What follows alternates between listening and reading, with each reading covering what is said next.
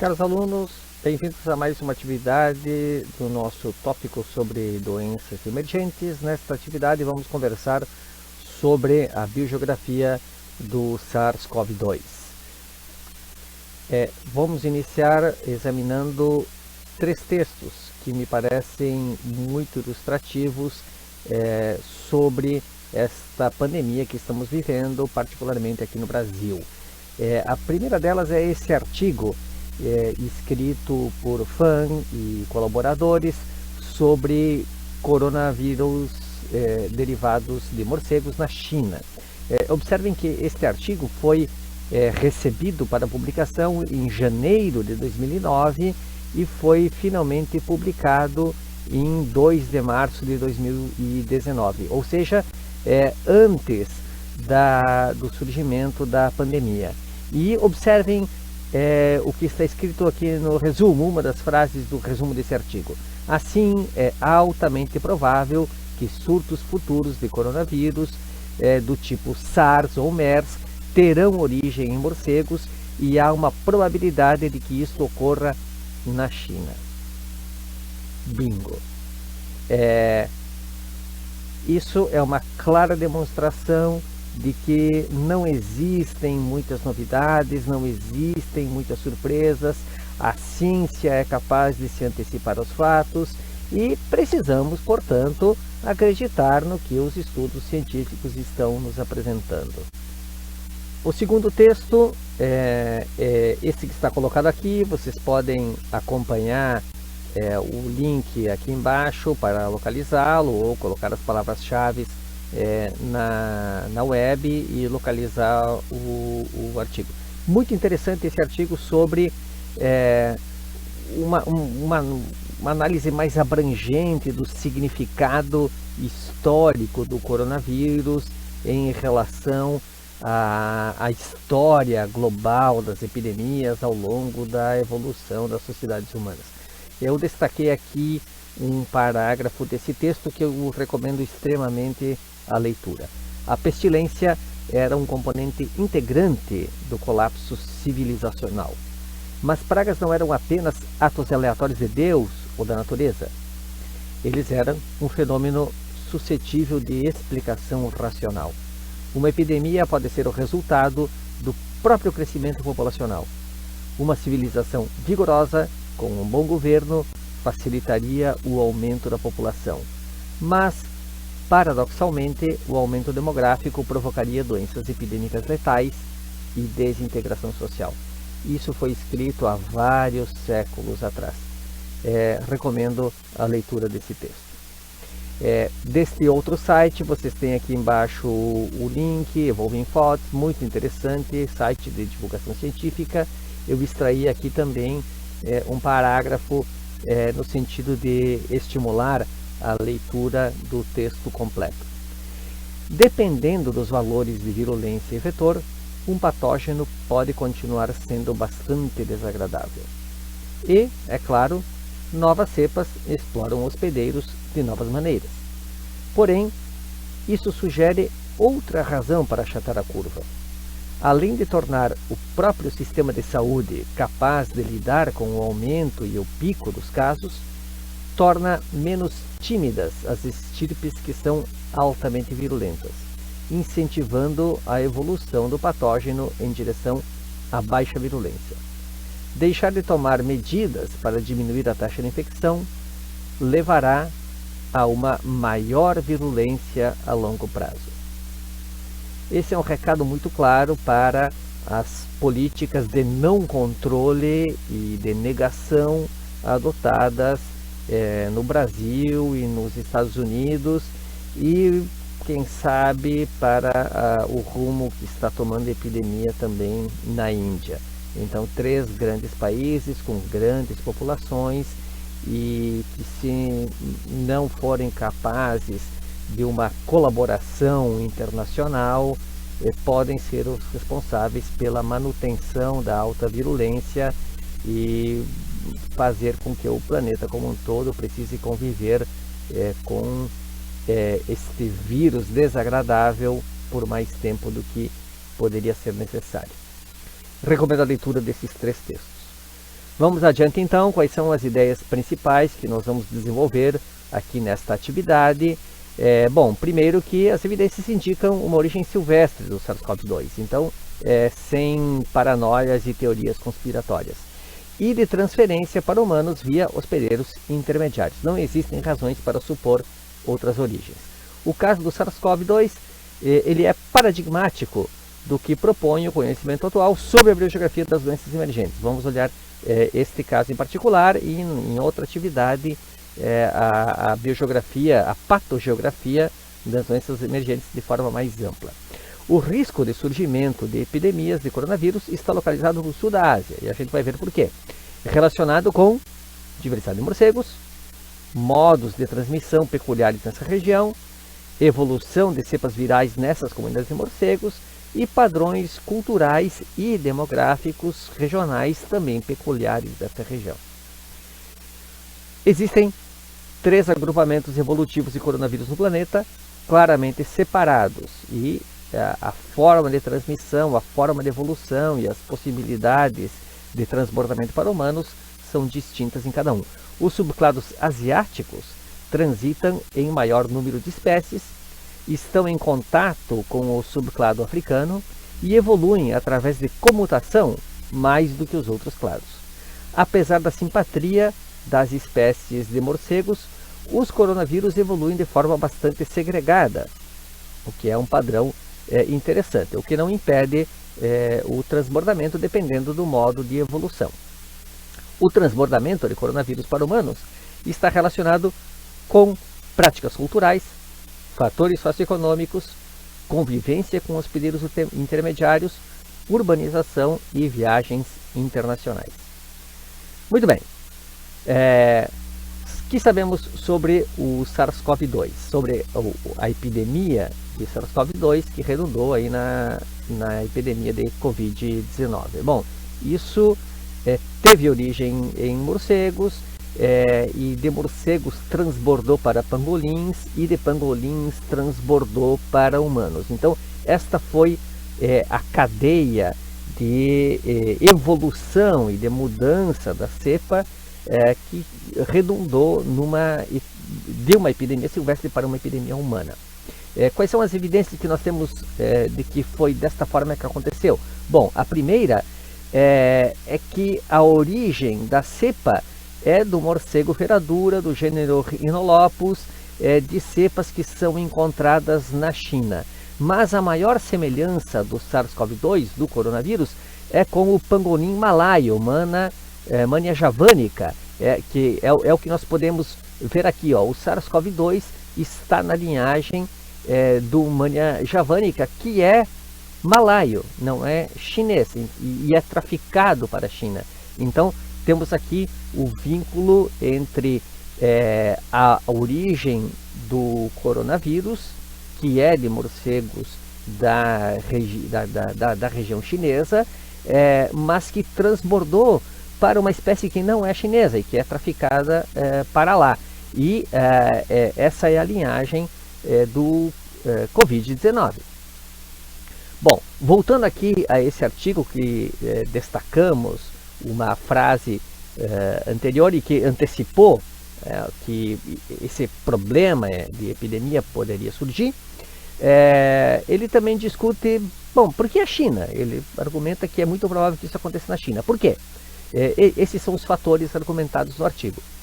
Ele é um dos maiores países em território. Isso significa uma grande diversidade de cepas silvestres de coronavírus, de uma grande diversidade de morcegos. A gente vai ver isso na sequência.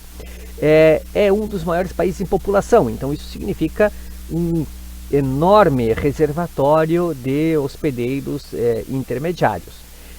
Apresenta uma grande diversidade de ecossistemas e espécies, já comentei em relação ao primeiro tópico. Combina a situação de muitos hospedeiros vivendo próximos de humanos e de criações. Essa é a condição cultural e de ocupação do território que é peculiar daquela região do planeta, além da cultura de comer carne fresca, que facilita o transbordamento das criações e do tráfico de carne para a espécie humana. O que nós temos aqui? Por que os morcegos? Bom, os morcegos eles concentram uma grande diversidade de clados e sequências de CoV, né? Incluindo o SARS-CoV, a MERS, etc. O que está em amarelo aqui são os clados que não estão, clados de coronavírus que não estão relacionados com morcegos. E todos os outros são clados de morcegos. Então, existe uma associação evolutiva entre morcegos, ainda que eles não sejam exclusivos, mas a relação é bastante direta entre a diversidade de morcegos e a diversidade de coronavírus. Um nodovírus de insetos parece ser o ancestral dos coronavírus. Aqui, observem esse cladograma. O nodovírus de insetos está numa posição mais basal do que os coronavírus encontrados em morcegos. Existem outras alternativas de construção desta árvore, então isso ainda não está totalmente esclarecido. Bom, existem pelo menos 3.204 cepas diferentes de coronavírus no planeta. A distribuição dessa enorme diversidade está diretamente associada à diversidade de morcegos. Então vejam aqui que a maior diversidade de coronavírus está localizada na América do Sul. Em segundo lugar, no sul da Ásia e depois na África. Lembrando que aqui está a linha do Equador, então essa grande diversidade, conforme esperado, conforme é um padrão biogeográfico conhecido, obedece a um gradiente latitudinal. E essa toda a diversidade de SARS-CoV e de morcegos está separada regionalmente, claramente, em 3 comunidades.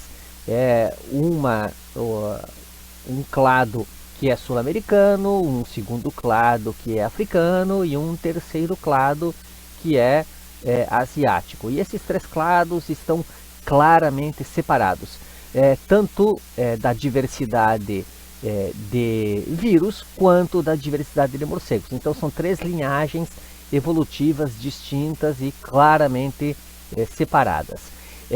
Regionalmente também o padrão biogeográfico é bastante claro. Observem aqui, e temos um gradiente da América Central em direção à América do Sul, que é o caminho evolutivo de um grupo de SARS-CoV que está representado aqui, associado a Carolia perspicillata.